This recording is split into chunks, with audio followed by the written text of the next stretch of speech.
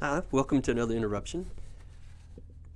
A.W. Tozer once said, "Gratitude is an offering precious in the sight of God, and it is one that the poorest of us can make and be richer for having made it."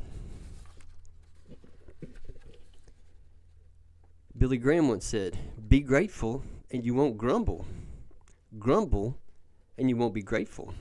And Charles Stanley said, "Gratitude produces deep, abiding joy because we know that God is working in us even through difficulties."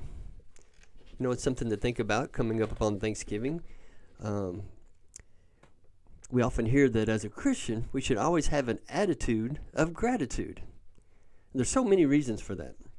And here are like three of the main ones. Number one, it's God's will for us. 1 Thessalonians 5:18 says, "In everything give thanks, for this is the will of God in Christ Jesus for you." Now, as a Christian, we should always want to do God's will because it shows we love Him and trust Him.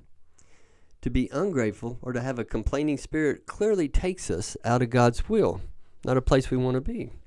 Number two, a thankful heart brings positive mental and emotional health. Proverbs 17:22, it states, "A cheerful heart is good medicine, but a crushed spirit dries up the bones." Did you know that a thankful heart is better for your mental and emotional health than any vitamin?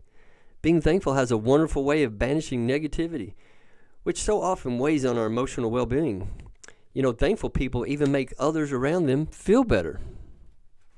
And number three, a heart of gratitude glorifies God.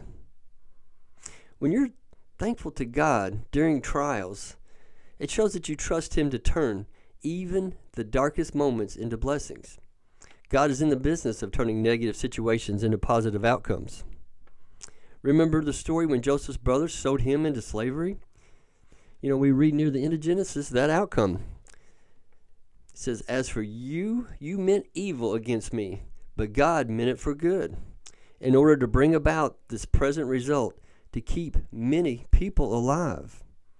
That's Genesis 50:20. So thank God at all times. It brings Him glory. You know, over the years, I've seen many Christians forfeit the joys that following Jesus should always bring because they let circumstances determine whether they will be thankful or not. But thankfulness should never depend on the circumstances we find ourselves in, but in the God that we serve. Something to think about. Till next time.